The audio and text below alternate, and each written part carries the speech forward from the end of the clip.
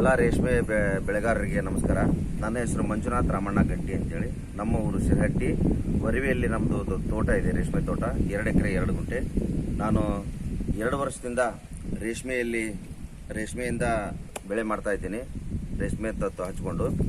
ಈಗ ನಾನು ಕೂಡ ಒಂದು ರೇಷ್ಮೆ ಮನೆ ಕೂಡ ಕಟ್ಟಿಸ್ಕೊಂಡಿದ್ದೀನಿ, ಒಂದು ಸಿಸ್ಟಮೆಟಿಕ್ ಆದಂಥ ರೇಷ್ಮೆ ಮನೆ ಕಟ್ಟಿಸ್ಕೊಂಡಿದ್ದೀನಿ. ಇವತ್ತಿನ ದಿವಸ ನಾವು ಮನೆ ಕಟ್ಟಿಸ್ಕೊಂಡಿದ್ದಕ್ಕೆ ನಮ್ಮ ರೇಷ್ಮೆ ಅಧಿಕಾರಿಗಳು, ಜಿಲ್ಲಾ ಆಫೀಸರ್ ಕೈಲಾಸ್ ಮೂರ್ತಿ ಅವರು ಸರ್ ಬಂದಿದ್ದಾರೆ, ಹಾಗೆ ನಮ್ಮ ತಾಲೂಕು ಅಧಿಕಾರಿಗಳು ಆಸ್ಮಾ ಮೇಡಮ್ ಬಂದಿದ್ದಾರೆ, ಮತ್ತು ಹಾಲ್ಯಾಳ್ ಸರ್ ಬಂದಿದ್ದಾರೆ.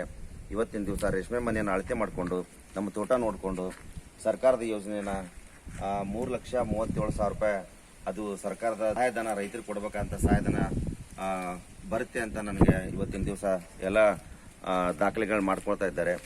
ನಾನು 2 ವರ್ಷದ ಹಿಂದೆ ನಾನು ಸದ್ಯ ಸಿರಹಟ್ಟಿಯ ಪಟ್ಟಣ ಪಂಚಾಯತಿ ಸದಸ್ಯನಾಗಿ ಕೆಲಸ ಮಾಡ್ತಾ ಇದ್ದು ಸಾರ್ವಜನಿಕ ವಲಯದಲ್ಲಿ.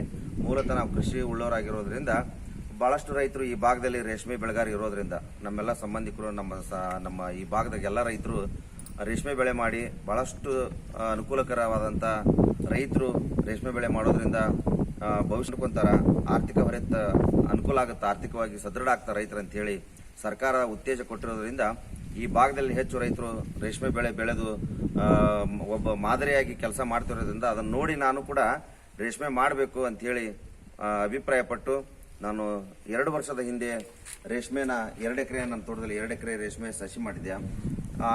ನಮ್ಗೆ ರೇಷ್ಮೆ ಸಸಿ ಮಾಡಿದ್ದಕ್ಕೆ ಸರ್ಕಾರದಿಂದ ಸಹಾಯಧನನೂ ಬಂತು.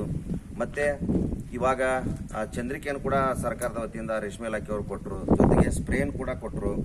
ಆಮೇಲೆ ಈಗ ಡ್ರಿಪ್ ಮಾಡ್ಕೊಂತ ನನಗೆ ಸಲಹೆ ಕೂಡ ಕೊಡ್ತಿದ್ದಾರೆ, ಡ್ರಿಪ್ ಕೂಡ ಮಾಡ್ಕೊತ ಇದ್ದೀನಿ ನಾನು ಈಗ.